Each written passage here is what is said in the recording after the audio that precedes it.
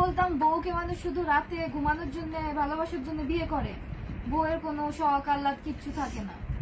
আর ওর মা আমাকে সংসার করতে দেয়নি। আমার হাজবেন্ড আমার হাতে রান্না ভালো খাইতো জন্য আমার শাশুড়ি এক পর্যায়ে আমার রান্না বান্নাই বন্ধ করে দিল। আমার শাশুড়ির এথিক্স ছিল ছেলে বিয়ে করবে বউকে, বউ তাড়াতাড়ি বাচ্চা হয়ে যাবে, বউয়ের সংসার আর বাচ্চা নিয়ে থাকবে, আর সে তার ছেলেকে নিয়ে থাকবে। আমার শাশুড়ি আমার জামাই মানে আমার হাজবেন্ডের এই যে 35 বছর বয়স,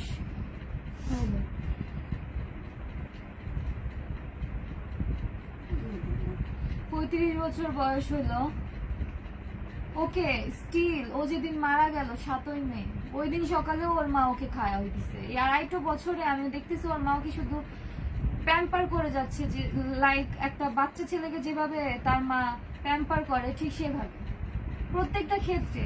ও কি পোশাক পরবে, ও কি পোশাক কিনবে, ও কোনটা পরে অফিসে যাবে না না যাবে, ও কখন কি খাবে, কখন ঘুমাবে, কখন ঘুম থেকে উঠবে, সবটা ওর মার কন্ট্রোলে। আর আমার হাজবেন্ড সেটা মেনে নিত। তো আমার একটা পর্যায়ে যে মনে হলো এটা তো খুব টক্সিক, কারণ আমি তো ওর ওয়াইফ, আমার তো নিজস্ব একটা মানে আমি এমন একটা কিছুতে ভুগতেছিলাম যে আমার আইডেন্টিটি ক্রাইসিসে আমি ভুগতেছিলাম। আমি আমার অস্তিত্ব খুঁজে পাচ্ছিলাম না ওদের মাঝখানে। ওরা দুইজনে কথা বলতো, মা ছেলে, আমি যখনই ওদের মাঝে যেতাম ওরা স্টপ হয়ে যেত। এটা কেমন ব্যবহার?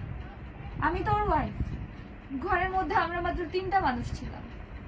ওর মা সকালে 2.5 বছরে ওর ব্রেকফাস্ট তৈরি করতো, আমাকে করতে দিত না, শুধুমাত্র ওর জন্য করতো। আমি কিন্তু আমার শাশুড়ি মাকে অনেক যত্ন করছি প্রথম 6-7 মাস, অ্যাজ লাইক যে আমার শাশুড়ি মা হয়তো বুঝবে একটা দিন না একটা দিন বুঝবে। আর আমার স্বামীর মুখের দিকে তাকিয়ে, কারণ ও তো ওর মাকে খুব ভালোবাসে, আমি ভাবতাম যে আমি যদি ওর মাকে ভালোবাসি ও তো আরো ভালো থাকবে।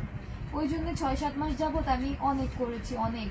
আমার শাশুড়ি মায়ের পায়ের নখ কাটা থেকে, হাতের নখ কাটা থেকে শুরু করে তার চুলে তেল দেওয়া, তার বাথরুমে যে তাকে সারা শরীর ডলে দেওয়া, গা মানে পরিষ্কার করে দেওয়া, তাকে স্নান করিয়ে দেওয়া সহ আমি সব করেছি।